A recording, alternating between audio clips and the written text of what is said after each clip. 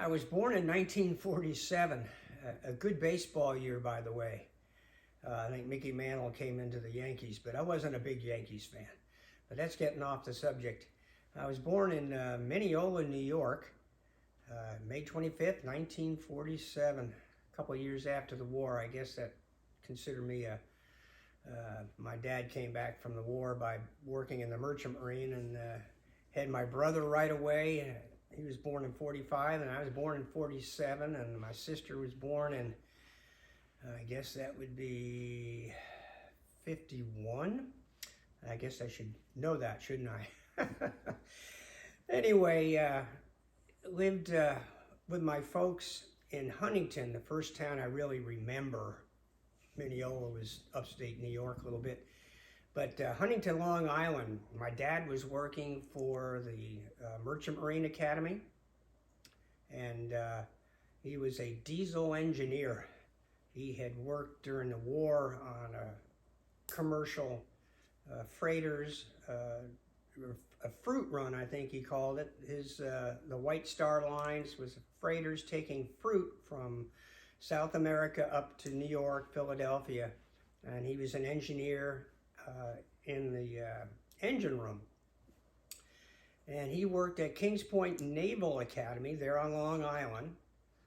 My brother and I, we went through elementary school there in Huntington. An interesting place. One of my first memories is having a tree house, having a neighbor behind me who flew kites. The neighborhood had nice maple trees. Lori and I went back and took a look at the old house not too long ago. Maybe your dad will have a copy of that picture he can show you sometime. But simple little house. We had tree house. My brother and I had a newspaper route. And if you don't know what that is, back then you could have a stack of newspapers dropped at your house, and it was up to you to deliver them, usually by bicycle, to these neighborhoods around you. Of course, I was pretty young when that was taking place, probably in, I guess I was 4th grade doing that, and he would have been in 6th grade. But we would deliver newspapers on the bicycle, had 2 baskets on the back of the bikes, and we didn't have 10 speeds in those days. We had the regular pedal bikes. And so that was a way to make a little money. Played a lot of baseball with some friends. Had a neighbor who, I guess I can't believe it, but at 5 years old, we were swinging the bats and hitting balls in his backyard almost every day after school. I guess I was addicted to baseball. My dad and mom, they grew up in the Boston area, big Red Sox fans, and here we are on Long Island. And Dad took my brother and I guess my sister, if she was old enough then, to at least one Yankees game. Don't know if they won or lost. My dad's been gone now for quite a while, but we would go and watch him. He was not only a diesel engineer, but he was in charge of the sailing team, and we would go and watch them have some sail contests between the local schools. Kings Point Naval Academy had a football team. He played football and he played baseball too, so he's a pretty good sports guy, pretty good. We ended up moving to, I remember one of my elementary school days that I got to play in the elementary school band. I was the number 2 drummer, and I never got good enough to be the number 1, but that was fun. I had some issues with school and had to get held back and did 1st grade twice. Now, it wasn't because I was dumb, except that I actually had a couple of concussions that year. The neighbor behind us that used to fly the kites was a college kid, and he used to come up and wrestle with us. So I was pretty young, but one time he rolled over on me and sat on my head too long, I guess, and I got a concussion.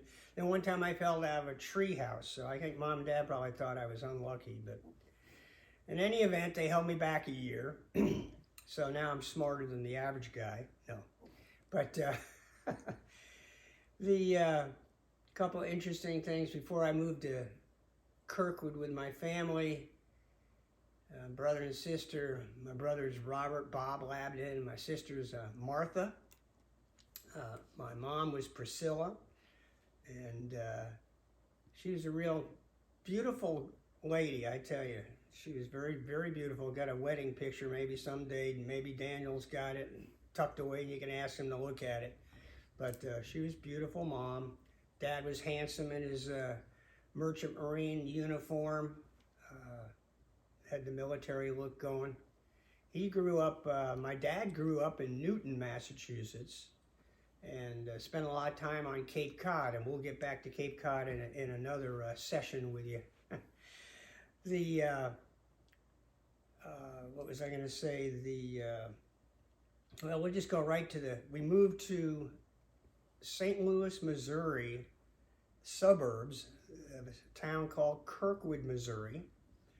And my dad has a good story. I'll have to tell you now, it's a little bit out of order, but when he was working for the Merchant Marine, he was in favor of going to diesel engine rather than steam. And someday, well, depending on when you hear this, you're going to learn about it in school. But steam was on the way out. Diesel was in because it was much efficient engines and cheaper to run and safer. Diesel engines would never blow up. You're going to learn that steam engines, particularly early steam engines, would blow up, and that's what the boats used to use, was steam, our early Navy and Merchant Marine steam engines.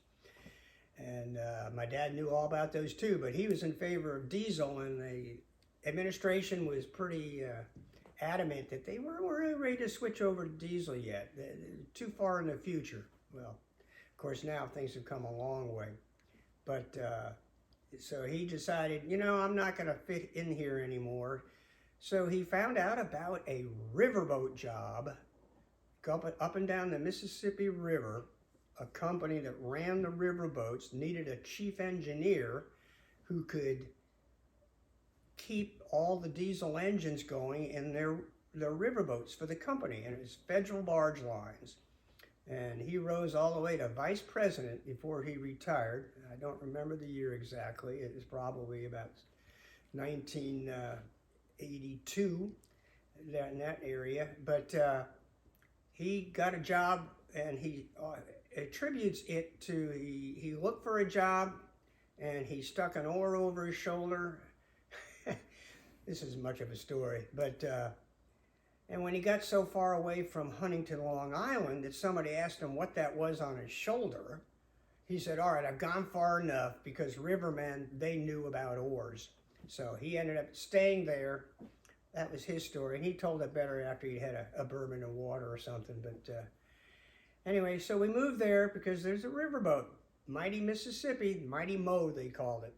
One big muddy-looking river, goes all the way from the Great Lakes all the way down to New Orleans, and or Mobile, Alabama, and the inland waterway over to New Orleans. But well, I'll tell you about those stories of working on the riverboats.